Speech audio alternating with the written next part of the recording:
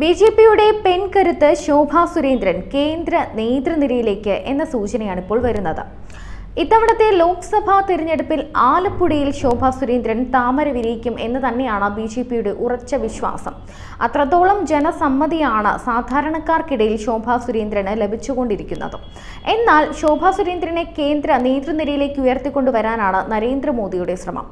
ആലപ്പുഴയുടെ നമ്മുടെ മലയാളക്കരയുടെ സ്വന്തം ശോഭാ സുരേന്ദ്രൻ ഹിന്ദി ഹൃദയം കവരുന്ന കാഴ്ചയാണ് ഇപ്പോൾ കാണുന്നത്. ബിജെപി നേതാവ് ശോഭാ സുരേന്ദ്രൻ പ്രചാരണത്തിനായി മഹാരാഷ്ട്രയിൽ എത്തിയതാണ് പ്രധാന ചർച്ച.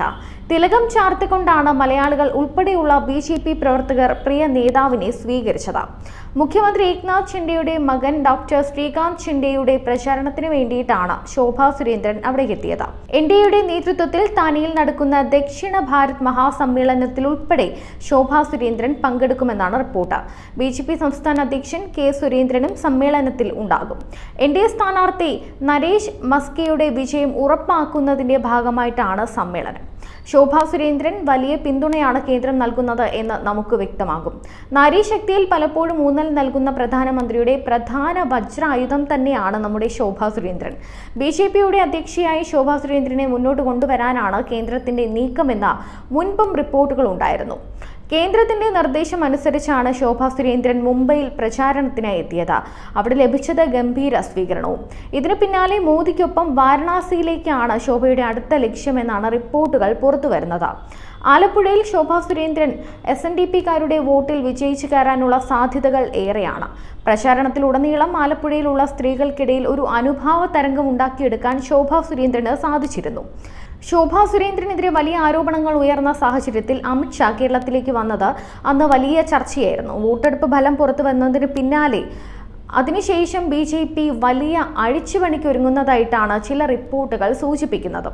BJP നേതൃത്വത്തിനുള്ളിൽ വലിയൊരു അഴിച്ചുപണി ഉടനെ ഉണ്ടാകും എന്നാണ് റിപ്പോർട്ടുകൾ. ജൂൺ 4-ന് ശേഷം എപ്പോൾ വേണമെങ്കിലും അത് പ്രതീക്ഷിക്കാം. നിലവിലെ അധ്യക്ഷനായ കെ സുരേന്ദ്രനെ അധ്യക്ഷ സ്ഥാനത്ത് നിന്നും മാറ്റണമെന്നാവശ്യപ്പെട്ടുകൊണ്ട് 2020-ൽ ശോഭാ സുരേന്ദ്രനും കൃഷ്ണദാസ് പക്ഷവും ഒരു നീക്കം നടത്തിയിരുന്നു. അധ്യക്ഷ സ്ഥാനത്ത് നിന്ന് കെ സുരേന്ദ്രനെ നീക്കണമെന്നാവശ്യപ്പെട്ടുകൊണ്ട് കേന്ദ്ര നേതൃത്വത്തിന് കത്ത് പോലും അന്ന് നൽകിയിരുന്നു.